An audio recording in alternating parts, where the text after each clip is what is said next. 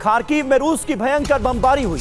Guided bomb से रिहायशी इलाकों को बनाया गया निशाना। बड़े हमले किए गए। हमले में 2 लोगों की मौत की खबर भी आ रही है। कई लोग घायल हुए हैं। ये आप तस्वीरें देखिए, बड़ा नुकसान हुआ है। रूस की बमबारी से कई इलाकों में ब्लैकआउट हो गया है और रात के अंधेरे में रेस्क्यू ऑपरेशन को अंजाम दिया जा रहा है। लोगों की जान बचाने की जद्दोजहद जारी है। और रूस की विध्वंसक स्ट्राइक से यूक्रेन में मची है तबाही। हमले के बाद यूक्रेन के ओडेसा में ब्लैकआउट हो गया। ओडेसा यूक्रेन का पोर्ट सिटी, जिस पर लगातार रूस बड़े अटैक्स को अंजाम दे रहा है। तस्वीरें आप देखिए, ओडेसा में ब्लैकआउट के बीच जो तस्वीरें सामने आई हैं वो तबाही की कहानी बयां कर रही हैं। रात के अंधेरे में लोगों की जान बचाने की कोशिशें जारी हैं।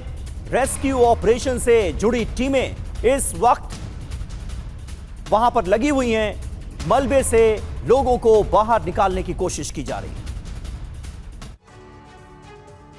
और सूमी में यूक्रेनी सेना के ठिकाने पर हमला हुआ है। हमले में यूक्रेनी सेना की कई गाड़ियां तबाह कर दी। रूसी सेना ने मोर्टार से विध्वंसक हमले को अंजाम दिया। ये देखिए,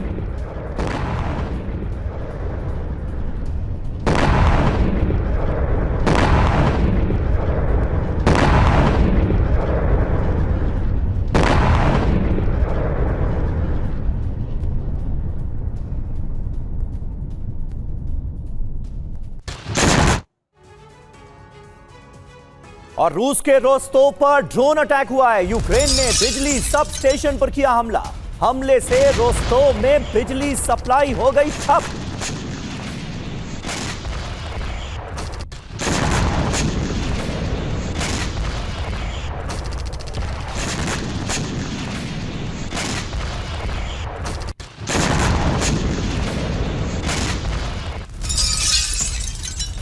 और देखिए, एक और बड़ी खबर है। मेडिटेरियन सी में रूसी शैडो फ्लीट पर बड़ा हमला हुआ है। समंदर में शैडो फ्लीट पर पहली बार यूक्रेन ने किया है अटैक। न्यूट्रल वाटर में टैंकर क्वेंडल पर यूक्रेन ने ड्रोन अटैक कर दिया। हमले में क्वेंडल टैंकर पूरी तरह से तबाह हो गया। यूक्रेनी ड्रोन का फ्रंट लाइन से करीब 2000 किलोमीटर दूर ये बड़ा हमला सामने आया।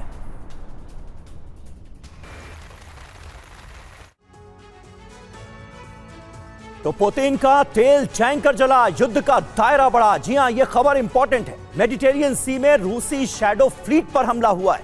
समंदर में रूसी टैंकर क्वेंडल पर ड्रोन अटैक कर दिया यूक्रेन ने।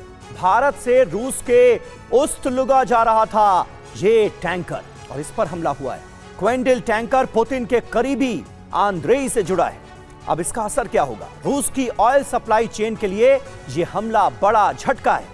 काला सागर के बाद भूमध्य सागर में भी तनाव बढ़ता नजर आ रहा है। शांति वार्ता पर हमले का पड़ सकता है असर, इसकी पूरी आशंका है।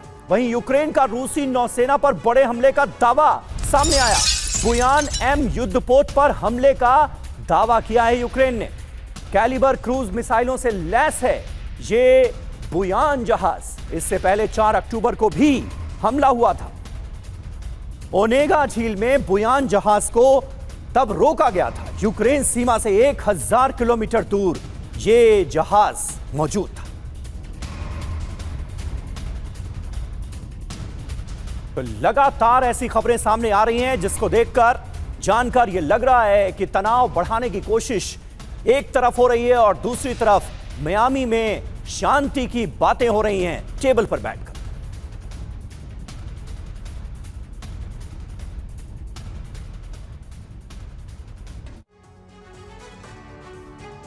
तो दरअसल ये तस्वीरें दिखाती हैं कि रूस और यूक्रेन की जंग अब सिर्फ जमीनी सीमाओं तक सीमित नहीं रह गई, बल्कि इसका दायरा समंदर की गहराइयों से लेकर रूस के सुदूर इलाकों तक फैल चुका है। जो तस्वीरें हम आपको इस वक्त दिखा रहे हैं वो शांति की किसी भी उम्मीद पर पानी फेरने के लिए काफी है। इसका रणनीतिक महत्व समझिए। यूक्रेन ने पहली बार रूस के शैडो फ्लीट पर 2000 किलोमीटर दूर हमला किया है। यह रूस की अर्थव्यवस्था की रीढ़ यानी तेल निर्यात पर सीधी चोट है। वहीं दूसरी तरफ 2 दिन पहले समंदर के भीतर अंडर वाटर ड्रोन से रूसी सबमरीन को निशाना बनाना भी यह साबित करता है कि अब रूस का कोई भी मिलिट्री एसेट सुरक्षित नहीं है। ये हमले बताते हैं कि यूक्रेन अब डिफेंसिव नहीं बल्कि डीप स्ट्राइक की रणनीति पर काम कर रहा है। और हमारे साथ अस्थाना साहब चूंकि मौजूद हैं। अस्थाना साहब, ये तस्वीरें क्या कहानी बयां कर रही हैं? एक तरफ आज का दिन इतना इंपॉर्टेंट, मियामी से हो सकता है कोई शांति समझौते की बातें निकलकर सामने आ जाएं, कोई डील हो जाए, ये दुनिया उम्मीद कर रही है। और दूसरी तरफ मैदान जंग में ये आलम और यूक्रेन का ये अग्रेसिव रुख, क्या कहानी कह रहा है? देखिए, जो लड़ाई इस समय नज़र आ रही है उसका दायरा और उसकी तादाद यानी कि उसकी इंटेंसिटी दोनों ही बढ़ते नज़र आ रहे हैं, क्योंकि ऐसा प्रतीत हो रहा है यूक्रेन के अकेले के बस की बात नहीं है रूसी शैडो फ्लीट को उसके ऊपर हमला करना या सबमरीन के ऊपर हमला करना। जाहिर है कि टेक्नोलॉजी वेस्ट की, यूरोप की और अमेरिका की टेक्नोलॉजी और उनके जो टेक्नीशियंस हैं उनकी टेक्नोलॉजी भी इस्तेमाल हो रही है जी। इसमें कोई शक नहीं है। जहाँ तक वार्ता का सवाल है, देखिए वार्ता पहले भी हुई है, वार्ता फाइनल तो नहीं हो सकती मियामी में, क्योंकि वार्ता वहाँ पर अभी हर किस्म के सारे नुमाइंदे तो नहीं हैं। रूस ने अपनी शर्तें गिनाई हैं और अभी 2 दिन पहले प्रेसिडेंट पुतिन ने जब मीडिया को संबोधित किया था, जो साल में एक बार करते हैं वो, तो उसमें उन्होंने सारे जो अपने उद्देश्य हैं वो बिल्कुल साफ तरीके से रख दिए हैं सामने। और उनके उद्देश्यों में कोई बदली नहीं है कि जो लड़ाई के मूल कारण हैं और जो रूस के मूल सिक्योरिटी कंसर्न्स हैं, जब तक वो बराबर नहीं होंगे तब तक रूस ये लड़ाई बंद नहीं करने वाला है।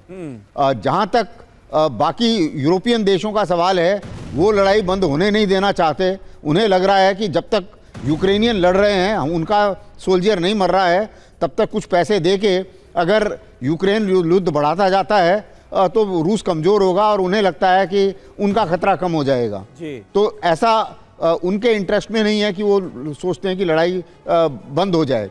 अमेरिका भी में भी 2 मत हैं।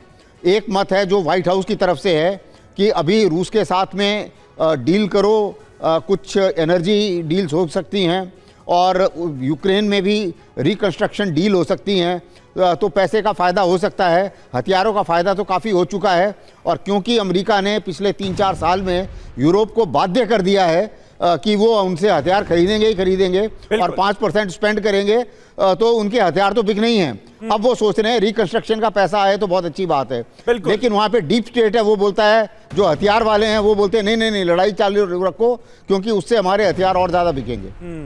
बिल्कुल, और कहीं ना कहीं ये पसोपेश साफ नजर आ रहा है और यूरोप का आक्रामक रुख बहुत हद तक जिम्मेदार माना जा रहा है इस जंग को फ्यूल करने के लिए।